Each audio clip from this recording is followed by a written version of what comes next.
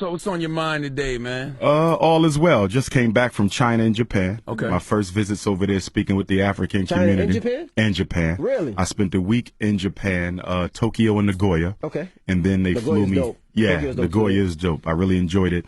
And then I went to Shanghai and Beijing. It was bittersweet. Sweet because it was good seeing African people in a different setting from America. Okay, I had never been to China. So it was very good to see that. The bitter side is the fact that we're not treated well over there. Really? I'm not Really? surprised at that. What you mean? But I was taken aback by the extent to which racism is practiced against blacks in China openly. Really? So in America, we have a civil rights culture. So racism, you have to tuck it under. Has to be covert. It has to be covert. Yeah. And China is very much So, like, overt. what- There were certain nightclubs that we couldn't go into. Really? Oh, yeah. And they will tell you no black people are allowed here. What? There's certain sections of certain neighborhoods you can't live in. So, for example, if they don't want you in a certain section in Brooklyn, they will just use clever real estate tactics to keep you out. Absolutely. Okay, i.e. your credit ain't good enough or the bank didn't approve your loan. They don't have to Or do it's that not in for rent China. anymore. Exactly. They're They'll- direct with it. they're direct with it. We don't want black people here. Oh, without question. And the irony is what? Africa is rolling out the red carpet for China. I mean, they're taking over the Caribbean. They're taking over They're Africa. definitely taking over the Caribbean. They're all in South Africa. In fact, Mandarin is now an official language in the Republic of South Africa. Zulu isn't. Xhosa isn't. So the indigenous languages are not taught in the school, but Mandarin is. That speaks to the influence of China. But they don't roll out the red carpet for us in China. We're the first to build every civilization everywhere. So I don't care if you're in Mexico, if you're in Europe. Who were the first Europeans? The Grimaldis of Africa, who migrated 20 to 40,000 years ago, and in the process of climatology, lost the pigmentation, the deep pigmentation that we have. So no matter where you go, we were the first people there. Is there any place in the world we can go and not experience racism?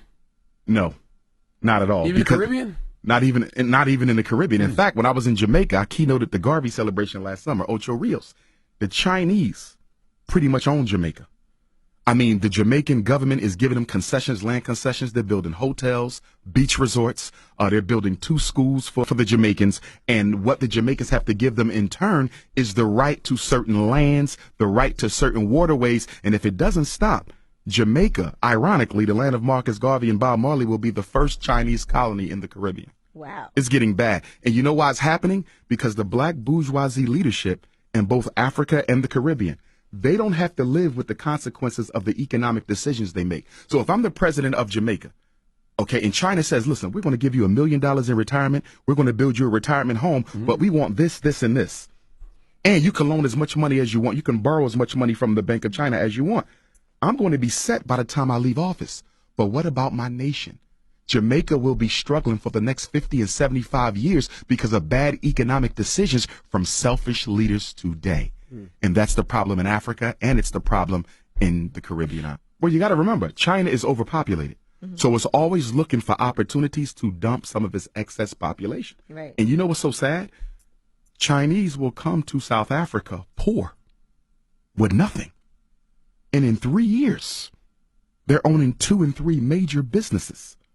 Because what happens is when the Chinese come, they employ their own. They don't employ indigenous African labor. But this is exactly what the heads of state tell black people. Let the Chinese come to Jamaica. Let them come to South Africa. They're going to give you guys jobs. The jobs never come. They bring their own population, which makes sense from their perspective because they have so many people that need a place to go outside of China. So they're showing up broke and going back home as millionaires.